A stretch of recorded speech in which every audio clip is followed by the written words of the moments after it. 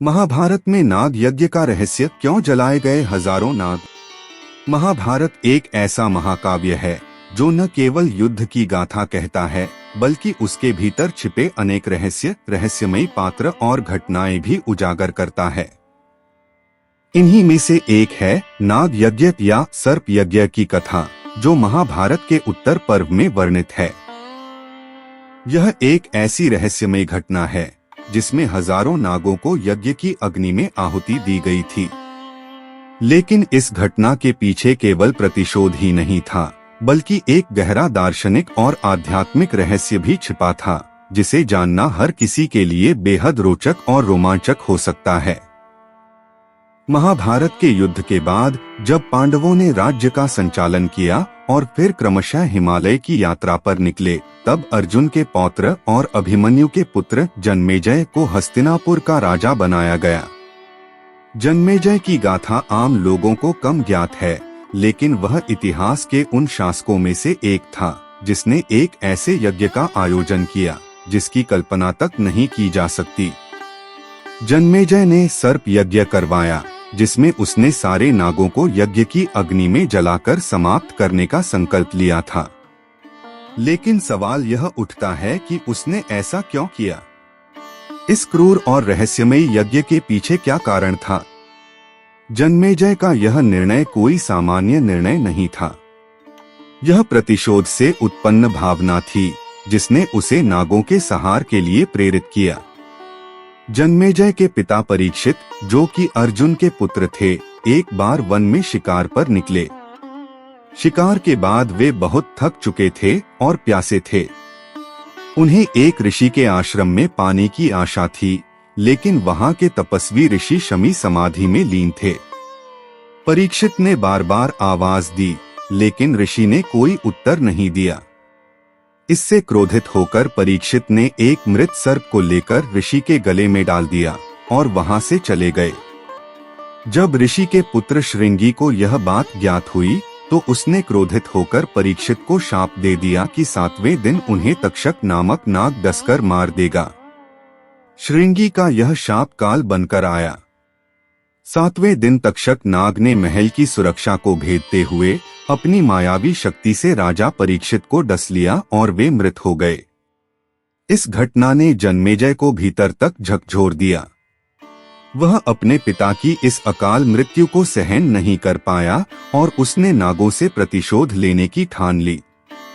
उसने देश के श्रेष्ठ ऋषियों और याज्ञिकों को बुलाकर एक ऐसा यज्ञ रचाया जिसमें सारे नागों को खींचकर यज्ञ की अग्नि में जलाया जाना था।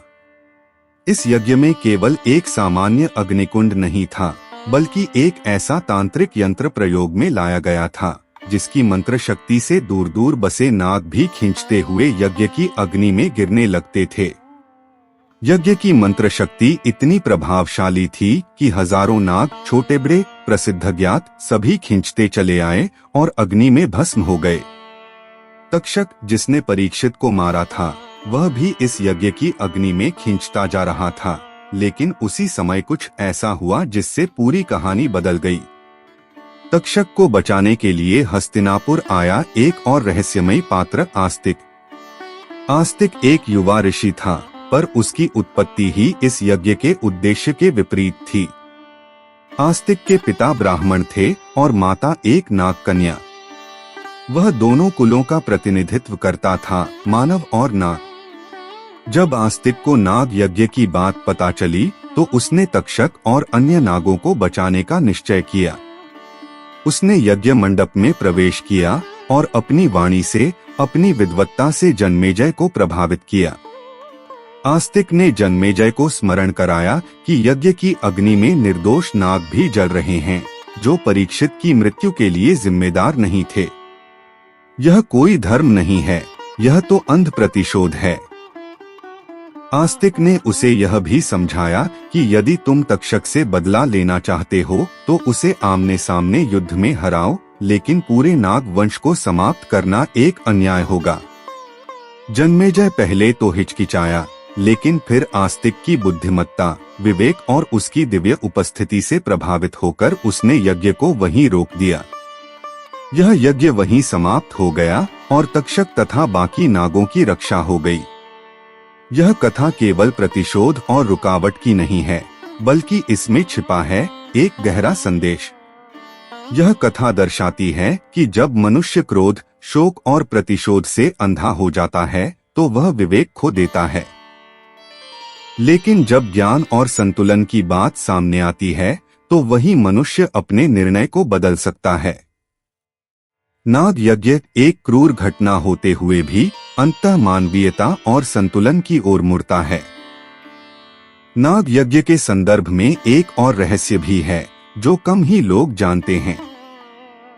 यह यज्ञ केवल नागों का संहार नहीं था, बल्कि यह उस समय के सामाजिक, जातीय और आध्यात्मिक संघर्षों का प्रतीक भी था। नागवंश उस काल में एक शक्तिशाली जनजाति मानी जाती थी, जिनकी अपनी संस्कृति, सभ्यता और आस्था थी। उन्हें अक्सर आर्य समाज के मूल धारे से अलग माना जाता था। इसलिए इस यज्ञ को कुछ विद्वान एक सांस्कृतिक संघर्ष के रूप में भी देखते हैं, जिसमें आर्यों द्वारा नाग संस्कृति को दबाने का प्रयास किया गया।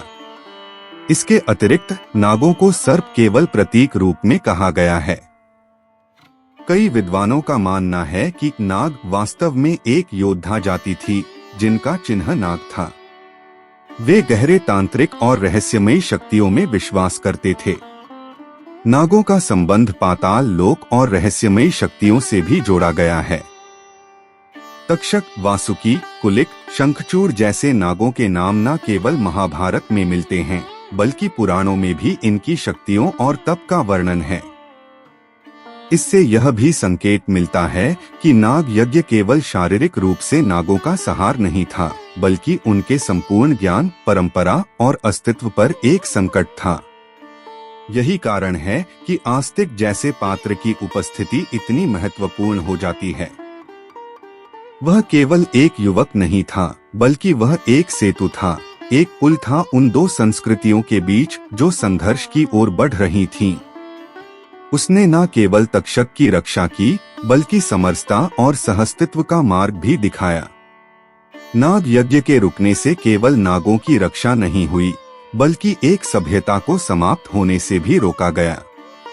आज जब हम नाग यज्ञ की कथा पढ़ते हैं तो उसमें अनेक परतें दिखाई देती हैं।